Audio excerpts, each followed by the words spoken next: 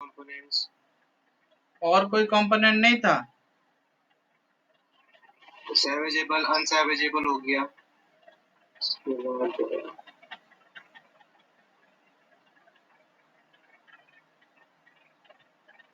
पांच टाइप का कंपोनेंट था कि कल जो हम पढ़े थे कि कंपोनेंट्स के बारे में, there are 5 types of components. उससे पहले रूल्स हमें पढ़ना चाहिए कि नहीं? Yes sir. रूल्स पढ़ लेते हैं क्योंकि रूल्स तुम्हारे को प्रैक्टिस करवाना बहुत जरूरी है, क्योंकि उससे हमारा 1 से 2 मार्क बनते हैं। तो आज पढ़ेंगे रूल नंबर 50। रूल नंबर 50 क्या बोल रहा है कि तुम्हारी किसी भी एयरक्राफ्ट के लिए सर्टिफिकेट ऑफ एयरवर्दीनेस या special certificate of airworthiness issue करवाना हो, या तुम्हारे लिए एयरवर्दीनेस रिव्यू सर्टिफिकेट इशू करवाना हो, तो उसके लिए डीजीसीए कौन सा रूल का इस्तेमाल करती है? रूल 50। रूल 50। अभी मान लो conditions necessary for the certificate of airworthiness or special certificate of airworthiness and inspection overall of aircraft। देखो कि तुम सीओफएल लिए हो या स्पेशल सीओफएल लिए हो, आगे नहीं, तो किसी भी केस में तुम्हारी एयरक्राफ्ट की सीओफए को या स्पेशल सीओफए को तुम कंटिन्यूस रखोगे, उसके लिए क्या कंडीशंस है वो इस रूल में बताया गया है। पढ़ लेना ये दोनों रूल को, जाके दोनों रूल को पढ़ना थोड़ा मैनुअल से। उसके बाद रूल नंबर 51, एयरक्राफ्ट का एक फ्लाइट मैनुअल होता है, airplane flight manual, shortly AFM भी बोलते हैं। उसके बाद 52, तुम एयरक्राफ्ट में कोई भी मॉडिफिकेशन एंड रिपेयर करते हो तो इसके हिसाब से करते हो, ये डीजीसीए में आ चुका है। ये रूल नंबर 50 आ चुका है, रूल नंबर 50A भी आ चुका है, रूल नंबर 52 भी आ चुका है। ओके, तो इसको सीरियसली लेना और याद रखना। ओके। अच्छा सर, रूल से याद है सर, एक चीज था ना, लाइक कितना केजी एयरक्राफ्ट के लिए कितना फीस देना पड़ता है, कैलकुलेट वो तो नहीं आता है सर? आने वाले चैप्टर्स में आएगा, पढ़ेंगे, टाइम है। ओके ओके चैप्टर नंबर 7 में। ओके, इतना टेंशन मत लिया करो, मैं सब पढ़ाऊंगा, तुमसे पैसे ले आऊं। चलो, तो आज हम किसके बारे में बात कर रहे थे? 145 में रिटर्न आ जाओ। कल हम बात किए थे 145 की 5 कंपोनेंट्स के बारे में। वो 5 टाइप का कंपोनेंट क्या क्या था?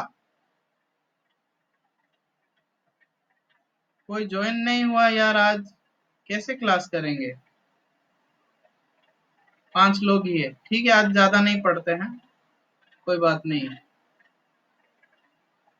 मान लो मैं कल किस किस के बारे में, कंपोनेंट्स के बारे में बात किया था?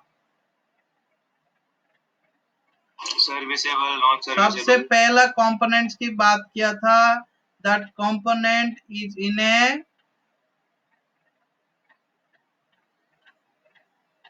Satisfactory condition.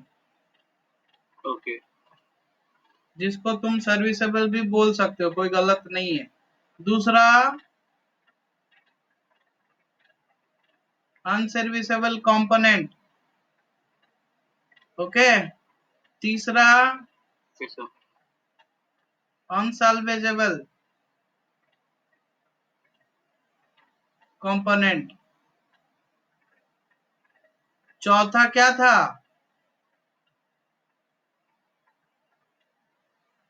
स्टैंडर्ड पार्ट्स, इनको भी कंपोनेंट्स में रखा गया था। पांचवें का क्या था? रॉ एंड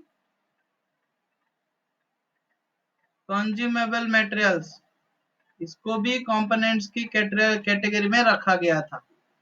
कल हमने पढ़ा था इसके बारे में, ठीक है, पूरा ओके वाला कंपोनेंट। दूसरा कौन सा था? अनसर्विसेबल कंपोनेंट, इसके बारे में भी पढ़ लिया था कि कोई डिफेक्ट आया है, उसने कोई मॉडिफिकेशंस, मैंडेटरी मॉडिफिकेशंस को ये नहीं किया है, या रिकॉर्ड्स खो गया है उस कंपोनेंट्स के बारे में, तो उनको अनसर्विसेबल मानते थे, लेकिन ये सर्विस में रिटर्न आता था, और ये तो ऑलरेडी है।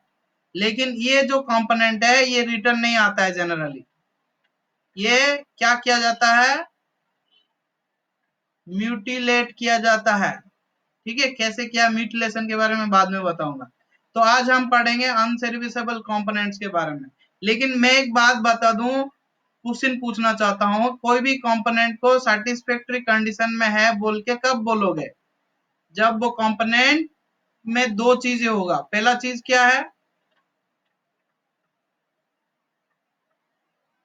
पहला चीज क्या है, कौन बताएगा?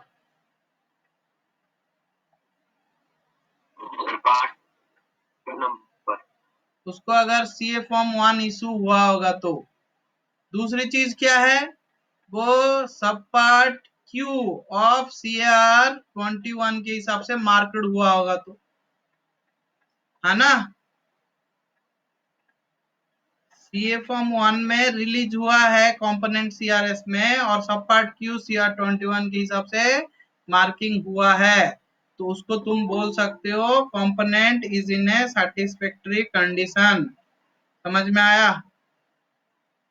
Okay sir. ओके सर क्या है? कल पढ़ाया था, आज आंसर नहीं दे पा रहे हो। ठीक है, तो अनसर्विसेबल कंपोनेंट्स क्या है ऑलरेडी हम कल पढ़ चुके थे। सर्विसेबल कंपोनेंट या सैटिस्फैक्टरीली कंपोनेंट्स के बारे में बात कर लिए थे। आज हम बात करेंगे किसके बारे में? जो कंपोनेंट अनसल्वेजेबल कंडीशन में रहते हैं। किस कंडीशन में रहते हैं? अनसल्वेजेबल कंडीशन में रहते हैं। ये आज का टॉपिक है। तो following types of components should typically classified as unsalvageable. कौन सा कंपोनेंट है जिसमें कोई नॉन रिपेयरेबल डिफेक्ट आ चुका है, जो कि दिख रहा होगा या नहीं दिख रहा होगा, उसको कुछ को नहीं पता है। वो अंदरूनी डिफेक्ट हो सकता है, तुमने एनडीटी किया तो पता चला, या बाहर से तुम्हें डैमेज दिख रहा है, पूरा वाट लगा दिया है। ठीक है, तो वो कंपोनेंट हो सकता है, वो अनसल्वेजेबल हो सकता है component.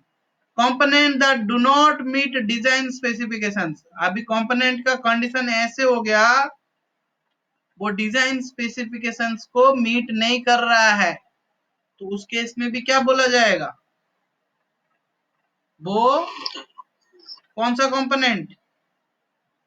Unsalvageable component subject to unacceptable modification. तुमको डीजीसीए ने एक मॉडिफिकेशन करने के लिए बोला, 4 mm का ड्रिल करने के लिए बोला, तुम्हारे पास कोई ट्रेनिंग में है, कोई ये 10 mm का ड्रिल कर दिया उस जगह में, मतलब मेटेरियल ही खा गया।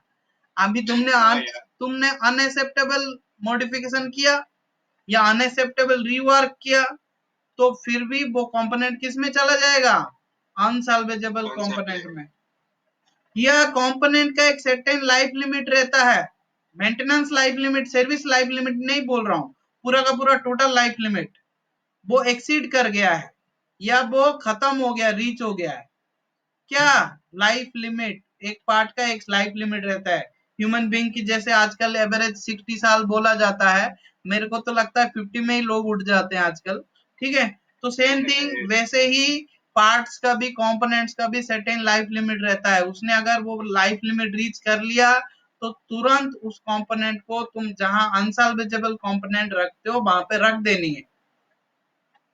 Components whose airworthy condition can't be restored due to exposure to extreme forces, heat, adverse environmental conditions। मतलब कहीं धूप में रख दिया कोई, या कोई ज्यादा हीट हो गया, ऐसे बहुत सारी कंपोनेंट है। एडवर्स एनवायरमेंटल कंडीशन से वो इफेक्ट हो गया और पूरा खराब हो गया, जिसको तुम एयरवर्दी कंडीशन में नहीं ला सकते हो, वो भी अनसल्वेजेबल कंपोनेंट में आएगा। Components for which conformity with an applicable airworthiness directive cannot be accomplished। मतलब सर्विसेबल कंपोनेंट की केस में क्या बोला था कि एडी कॉम्प्लाई नहीं किया तुमने, एयरवर्दनेस डायरेक्टिव जो आया है, एक प्रकार का मैंडेटरी मेंटेनेंस आता है, मैंडेटरी मॉडिफिकेशन आता है, उसे एयरवर्दनेस डायरेक्टिव बोलता है। डाउट मतलब ज्यादा घबराने का नहीं। तो इसके साथ कॉम्प्लाई नहीं किया, लेकिन बाद में कॉम्प्लाई कर लिया, तो वो अनसर्विसेबल कंपोनेंट सर्विसेबल हो जाता था। लेकिन कोई एयरवर्दनेस डायरेक्टिव आया है, उसके साथ तुम्हारी कंपोनेंट कॉम्प्लाई कंफर्मिटी कर ही नहीं पाता है, तो क्या बोलेंगे हम कि तुम्हारा वो कंपोनेंट क्या है? अनसल्वेजेबल कंपोनेंट माना जाएगा। ओके, तुम्हारे पास कोई कंपोनेंट है फॉर विच मेंटेनेंस रिकॉर्ड्स और traceability to the manufacturer can not be retrieved. मतलब तुम्हारे पास ऐसा कोई कंपोनेंट है, तुम्हें पूछा गया उसका मैन्युफैक्चरर कौन है, या मेंटेनेंस रिकॉर्ड्स कहाँ पे है, कुछ भी नहीं है, नथिंग अवेलेबल है। तो उस केस में उस कंपोनेंट को भी तुम किस में डालोगे, अनसाल्वेजेबल कंपोनेंट में। ओके, तो अनसाल्वेजेबल कंपोनेंट में पैराग्राफ नंबर ए से लेके पैराग्राफ नंबर जी तक इतना कंपोनेंट चला जाएगा। ओके, उसके बाद का कंपोनेंट क्या था, A4 में 4.4 टाइप का कंपोनेंट कौन सा था, इसमें देखो,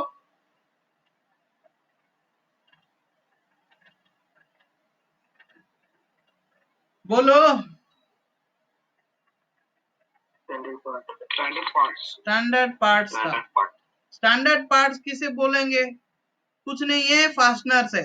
अगर सिंपली मैं बता दूं तो उसको कुछ स्पेशल बॉडीज, स्पेशल ऑर्गेनाइजेशंस बनाते हैं, जिसको डीजीसीए ने, बहुत सारी रेगुलेटरी अथॉरिटी ने परमिट किया है कि तुम एयरक्राफ्ट की मैन्युफैक्चरिंग में, फास्टनिंग में, एयरक्राफ्ट के असेंबली में वो fasteners, bolt, special fasteners, special जो जोड़ने के लिए यूज होते हैं, नट बोल्ट वगैरह, वो सब स्टैंडर्ड पार्ट्स में आते हैं।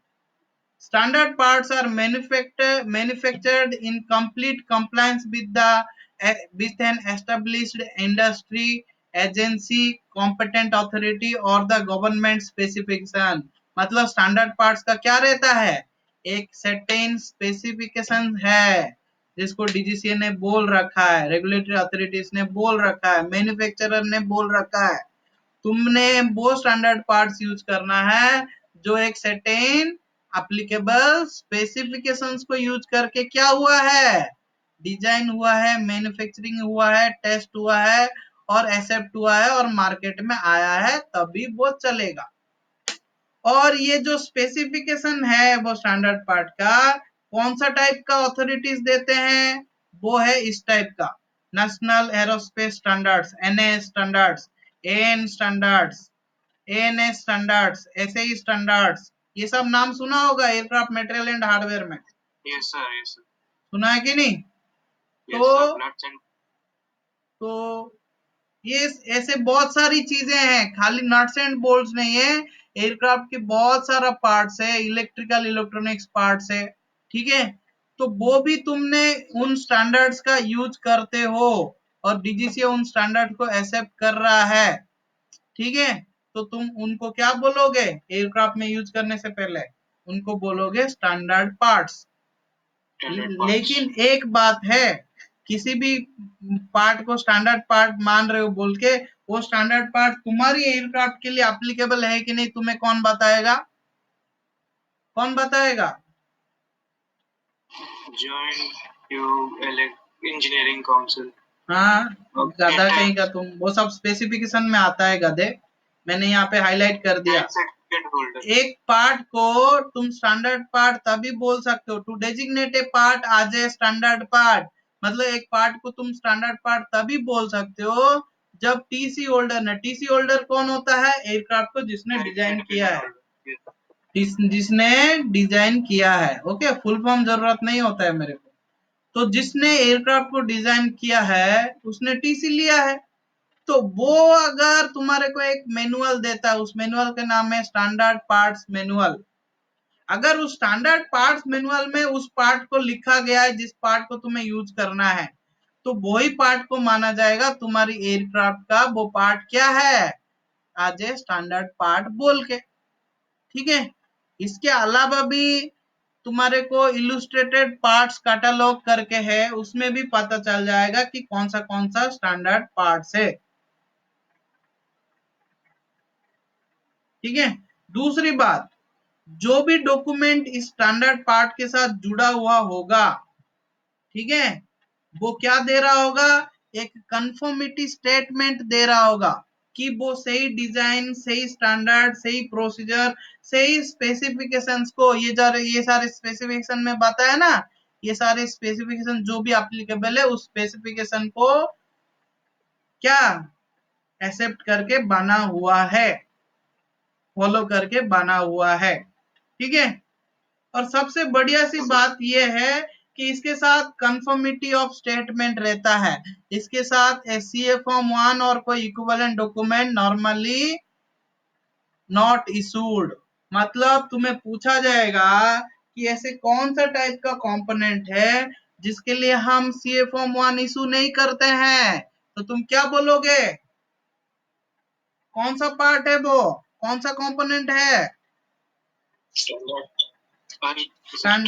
Standard parts. Okay, standard parts are not needed CA form 1।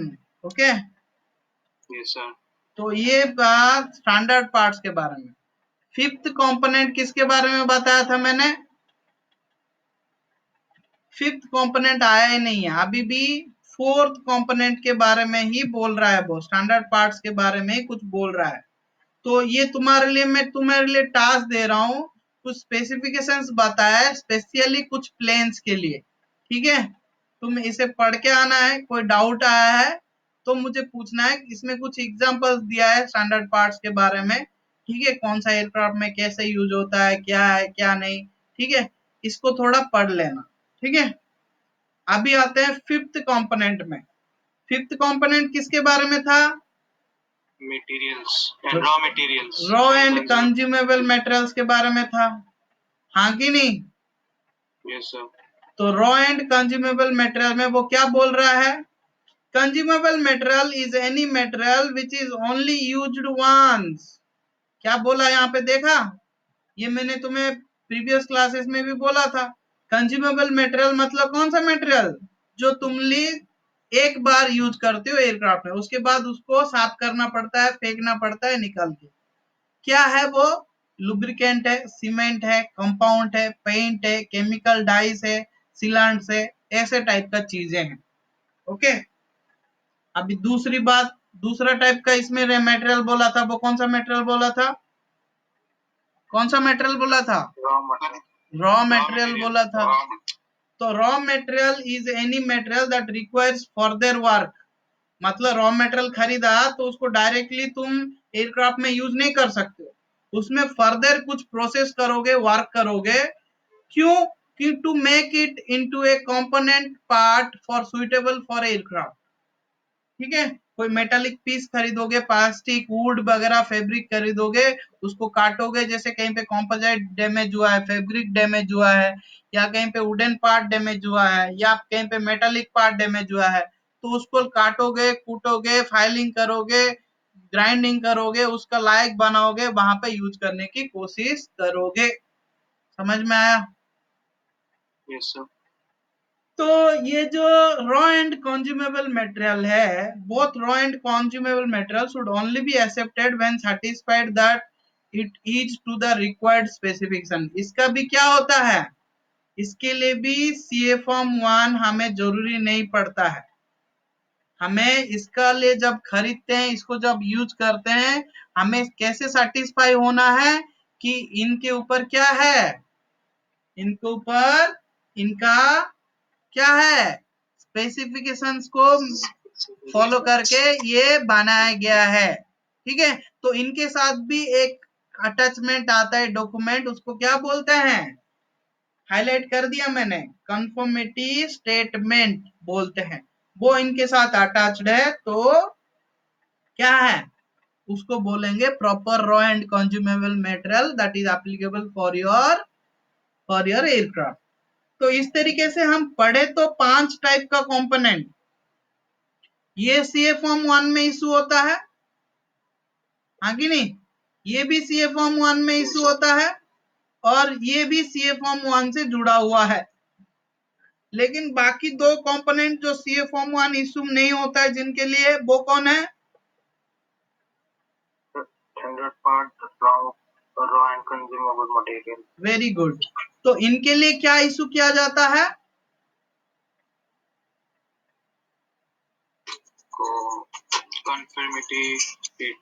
Conformity of statement, ठीक है? और इनके लिए क्या होता है? सर्टेन स्पेसिफिकेशंस होता है। समझ में आया? यस। तो ये था रिक्वायरमेंट कंपोनेंट्स के बारे में।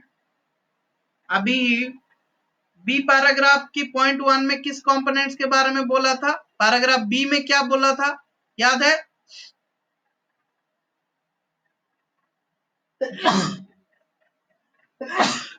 पैराग्राफ बी में क्या बोला था?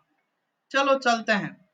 145 है, 42 बी पैराग्राफ बी। तुम लोग बी को इसलिए मेरे को पीछे आके देखना पड़ रहा है, मैं बता दूं तो भी तुम्हें समझ में नहीं आएगा, इसलिए पैराग्राफ ए खत्म हुआ। 42 ये है, 42 ए ये है, 42 बी कौन सा है? ये रहा, यही है ना? Yes sir, component standard parts materials. तो बी पैराग्राफ में वो किसके बारे में बात कर रहा था? वो बात कर रहा था प्रोसीजर्स के बारे में, कि तुम कंपोनेंट्स को कैसे एक्सेप्ट करोगे। वो बात कर रहा था प्रोसीजर्स के बारे में, कंपोनेंट्स को इंस्टॉल करने से पहले तुम सैटिस्फाई कैसे होगे कि कंपोनेंट्स को इंस्टॉल करना है बोल के। और क्या बात कर रहा था? वो उस प्रोसीजर्स की बात कर रहा था कि कुछ कंपोनेंट्स तुम कैसे फैब्रिकेट करोगे। मतलब इसमें कुल मिला के वो किसके बारे में बात कर रहा था? किसके बारे में बात कर रहा था? Raw material. हाँ, गधे हो यार। प्रोसीजर्स के बारे में बात कर रहा था। फिर से दिखाऊं वो लाइन? चलो मैं फिर से दिखाता हूं। रिक्वायरमेंट पढ़ाते टाइम एब्सेंट थे क्या? फिर से दिखाता हूं मैं। ये 42 में, 42 में क्या कहां गया? ये 42 है ना, ये वाला जो है 42 है ना कंपोनेंट्स, ये वाला, हाँ कि नहीं? 42 कंपोनेंट्स है। 42 में ये रहा पैराग्राफ है, क्लासिफिकेशन ऑफ कंपोनेंट, जो कि हम अभी पढ़ा, उसका एएनसी भी पढ़ लिया। और क्या पढ़ा था हम? इसका 42 का बी पैराग्राफ में किसके बारे में पढ़ा था? प्रोसीजर्स के बारे में पढ़ा था, याद है? ये रहा और ये रहा, आगे नहीं? किस प्रोसीजर्स के बारे में? कभी भी तुम्हारी एयरक्राफ्ट में कंपोनेंट्स को एक्सेप्ट करना चाहते हो बिफोर इंस्टॉलेशन, तो उस कंपोनेंट्स को कैसे एक्सेप्ट करोगे, सप्लायर से कैसे एक्सेप्ट करोगे, कंपोनेंट को एक्सेप्ट करने का प्रोसीजर दिया है पॉइंट 1 में पैराग्राफ बी की। पैराग्राफ बी की पॉइंट 2 में क्या दिया है? प्रोसीजर दिया है, तुम कैसे कंपोनेंट्स को इंस्टॉल करने से पहले सेटिस्फाई होगे कि वो सेटिस्फैक्टरी कंडीशन में है। और पैराग्राफ बी की पॉइंट नंबर 3 में क्या दिया है? प्रोसीजर्स दिया है, how you will manufacture some parts in your maintenance organisation to use in your during your maintenance facilities, during your maintenance of your aircraft. Okay, तो प्रोसीजर्स के कुल मिला के प्रोसीजर्स के बारे में बात किया है इसमें, हाँ कि नहीं? तो हम प्रोसीजर्स के बारे में पढ़ने से पहले, तो बी पॉइंट 1 में क्या बोला था? किसके बारे में बोला था? कि तुम कंपोनेंट्स को किस तरीके से एक्सेप्ट करोगे, वो प्रोसीजर्स के बारे में बोला था कि नहीं? तुम कंपोनेंट्स को किस तरीके से एक्सेप्ट करोगे, वो प्रोसीजर के बारे में बोला था, हाँ कि नहीं? तो हम acceptance of components before installation या फॉर इंस्टॉलेशन, वो कंपोनेंट्स को एक्सेप्टेंस प्रोसीजर्स के बारे में पढ़ लेते हैं, ठीक है? तो the procedure for acceptance of components, standard parts, raw material, जिसको भी तुम एक्सेप्ट करने से पहले should have a objective of ensuring that component, standard parts and raw material part जो भी है किस कंडीशन में है? सेटिस्फैक्टरी कंडीशन में है, सेटिस्फैक्टरी कंडीशन में है बोल के तुम्हें ये एंश्योर करना है। और वो ऑर्गेनाइजेशन की रिक्वायरमेंट्स को कंप्लाई कर रहे हैं। कैसे कंप्लाई कर रहे होंगे? उनके साथ जो डॉक्यूमेंट्स लगा होगा वो रिक्वायरमेंट्स को कंप्लाई कर रहे हैं, मतलब वो कंपोनेंट्स भी, वो रॉ मटेरियल भी, वो पार्ट्स भी और रिक्वायरमेंट्स को कंप्लाई कर रहे हैं। तो ये दो चीजें तुम्हें एंश्योर करना है कोई भी कंपोनेंट को एक्सेप्ट करने से पहले, ठीक है? तो उस कंपोनेंट को बात बात में तो बता दिया मैंने ये दो पॉइंट, कि वो सैटिस्फैक्टरी कंडीशन में होना चाहिए और ऑर्गेनाइजेशन की क्या करना चाहिए, रिक्वायरमेंट्स को फुलफिल करेगा तो वो कंपोनेंट को तुम यूज कर पाओगे, एक्सेप्ट कर लोगे आज एयरक्राफ्ट कंपोनेंट बोल के, यूज करने लायक कंपोनेंट बोल के, बिफोर इंस्टॉलेशन। इंस्टॉलेशन की प्रोसीजर में हम गए नहीं है, ठीक है? तो तुम्हें एक चीज करना पड़ेगा, वो कंपोनेंट को इंस्टॉल करने से पहले एक्सेप्ट करने के लिए, उसको बोलते हैं इनकमिंग इंस्पेक्शन। तुम्हें एक प्रोसीजर बनाना पड़ेगा, उसको बोलेंगे इनकमिंग इंस्पेक्शन प्रोसीजर। वो प्रोसीजर में तुम कैसे भी रखो तुम्हारे ऑर्गेनाइजेशन के हिसाब से, लेकिन तीन चीजें रहेगा। उन तीन चीजें, सॉरी, दो चीजें रहेगा। वो दो चीजें क्या क्या है? तुम फिजिकली उसको इंस्पेक्शन करोगे, किसको? जो भी कंपोनेंट्स को एक्सेप्ट करोगे। और दूसरा चीज क्या करोगे? उसका डॉक्यूमेंट्स को रिव्यू करोगे, वो सही डॉक्यूमेंट आया है क्या, सही डाटा उसके साथ आया है क्या। जैसे तुम दवाई खरीदते हो या कोई पार्ट खरीदते हो, सही बिल आया है क्या, और सही तुम्हारी जो पार्ट ऑर्डर किया था सही पार्ट आया क्या, फिजिकली चेक करते हो ना। तो सेम थिंग यहाँ पे भी तुम्हें इनकमिंग इंस्पेक्शन करना। मैं तुम्हें पूछूं कि कंपोनेंट को एक्सेप्ट करना है, तो तुम्हें क्या करना है, क्या करना है ताकि तुम कंपोनेंट को एक्सेप्ट कर पाओगे?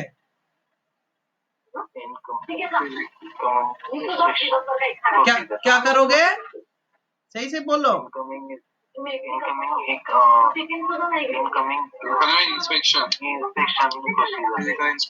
ओके, सीधी सी बात, बॉडी लाइटली लो, आराम से लो। इनकमिंग इंस्पेक्शन करोगे और वो इनकमिंग इंस्पेक्शन प्रोसीजर्स बनाओगे। तो इनकमिंग इंस्पेक्शन प्रोसीजर्स बनाओगे, तो जो इनकमिंग इंस्पेक्शन प्रोसीजर है वो कुछ भी हो तुम्हारे ऑर्गेनाइजेशन डेवलप करेगी, लेकिन उसमें दो चीजें रहेगी। एक फिजिकल इंस्पेक्शन होगा उस प्रोसीजर के हिसाब से, उस पार्ट का, उसको एक्सेप्ट करने से पहले, और उसके साथ जो डॉक्यूमेंट एक्सपाइंड होके आया है उस डॉक्यूमेंट्स का रिव्यू करोगे। Okay, yes sir. दूसरी बात, for the acceptance of component, तुम कंपोनेंट्स को एक्सेप्ट करने के लिए और क्या करोगे? कंपोनेंट को, स्टैंडर्ड पार्ट्स को, मटेरियल को एक्सेप्ट करने से पहले किधर से? सप्लायर से। तुम्हारे को सप्लायर ही दे रहा है ना, सप्लायर कौन है आगे जानेंगे। ओके, तो सप्लायर ही दे रहा है ना तुम्हें कंपोनेंट, उससे तुम्हें कंपोनेंट एक्सेप्ट करने के लिए तुम्हें एबव प्रोसीजर शुड इंक्लूड, मतलब ऊपर जो प्रोसीजर बनाया, कौन सा प्रोसीजर बनाया? इनकमिंग इंस्पेक्शन का प्रोसीजर बनाया हो, उसमें और भी क्या इंक्लूड करोगे? Supplier evaluation procedure. क्या इंक्लूड करोगे? Supplier evaluation procedure. इसका मतलब यही हुआ कि तुम किसी भी कंपोनेंट को एक्सेप्ट करने से पहले तुम क्या कर रहे हो? क्या कर रहे हो? इनकमिंग इंस्पेक्शन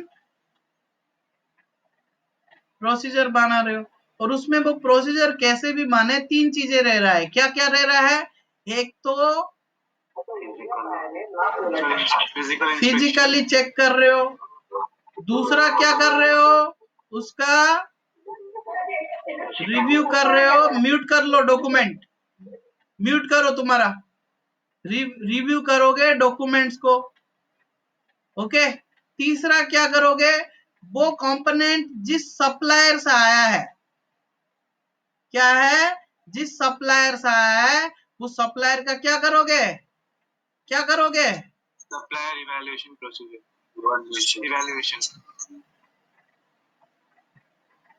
इवैल्यूएशन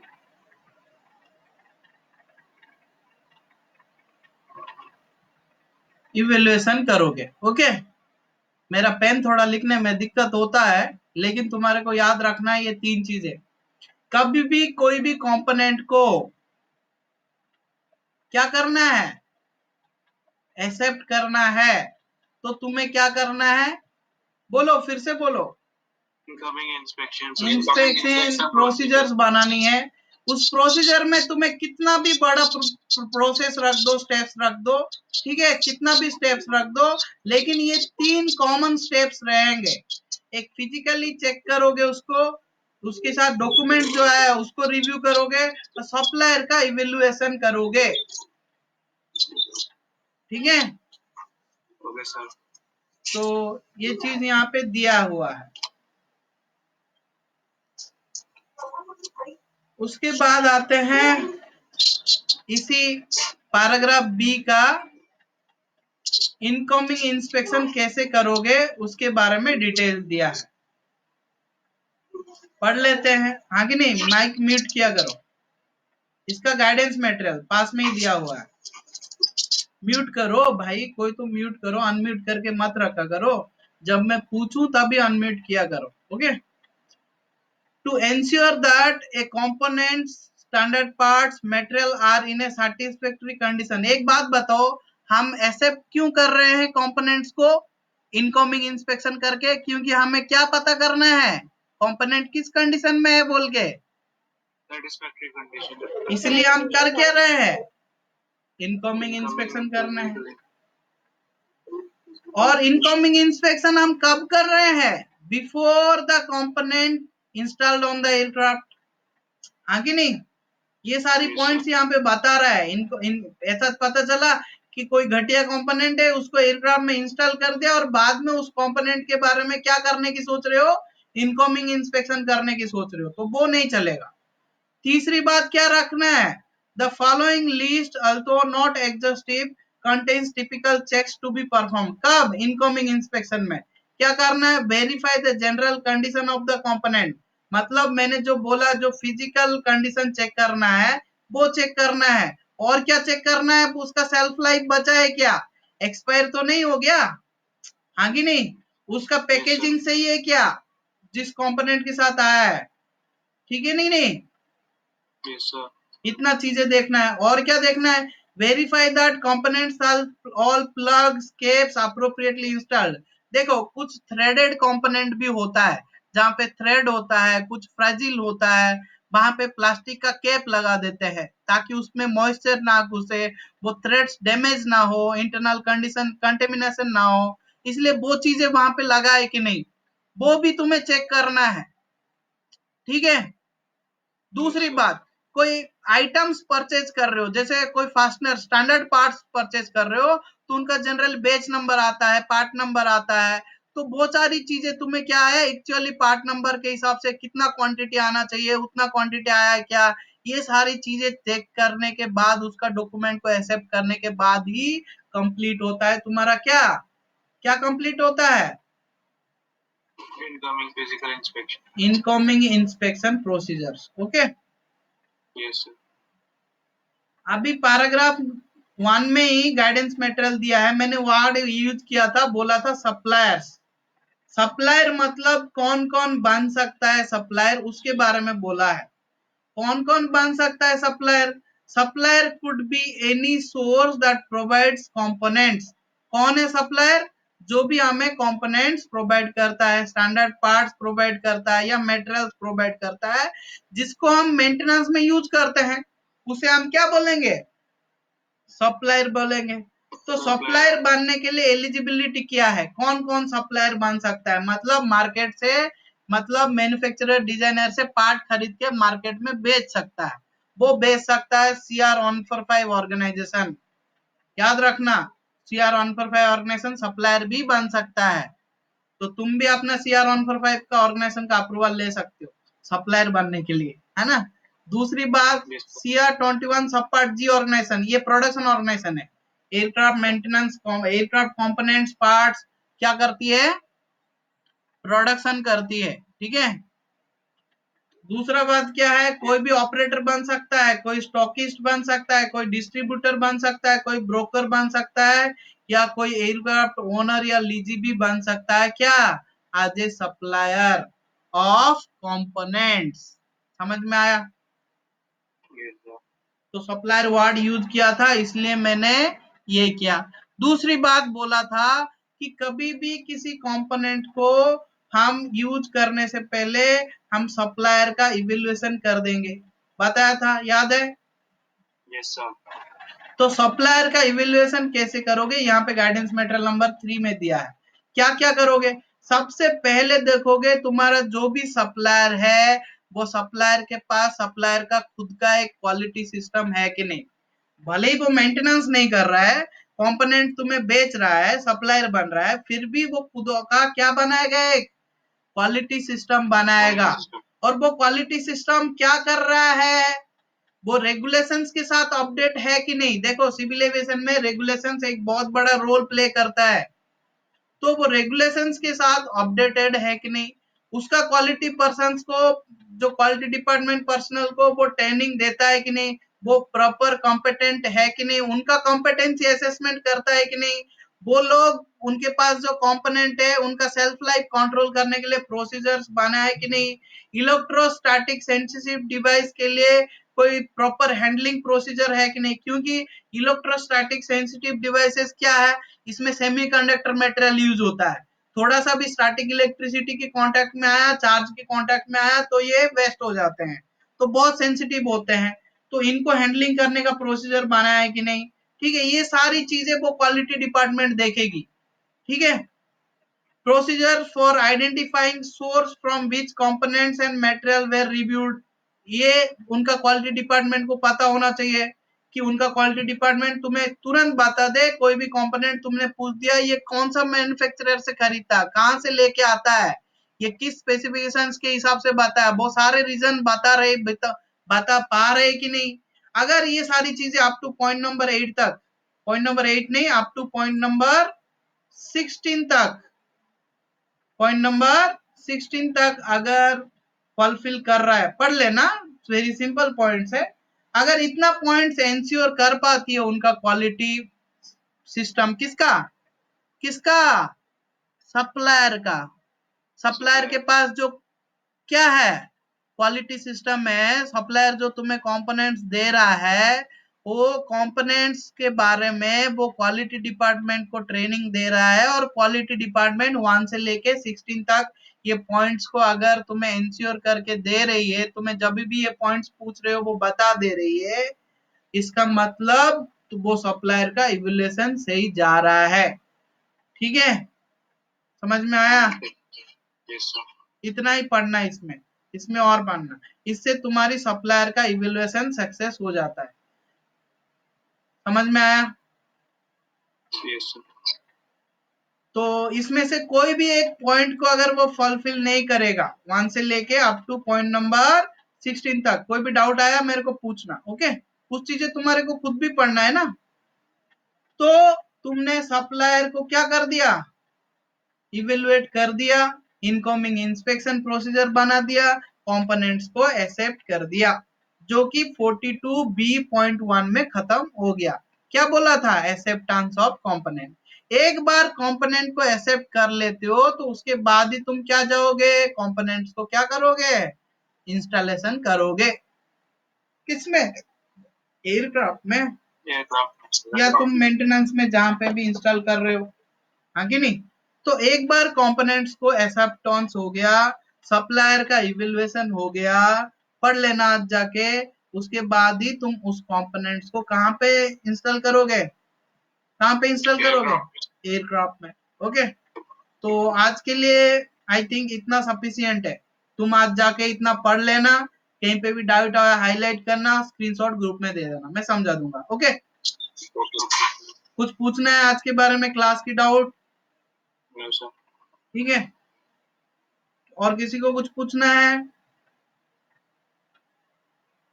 ठीक है, तो कंपोनेंट्स के बारे में पढ़ लेना, जो भी डाउट आया पूछ लेना, अगर पूरा समझ में नहीं आया कंपोनेंट तो भी बता देना, हम कुछ अरेंज करेंगे, शॉर्टली मैं बताऊंगा कहानी बना के, ठीक है, लेकिन पूछने के लिए डरना मत, ठीक है, चलो आज की क्लास एंड करते हैं, गुड नाइट, गुड नाइट।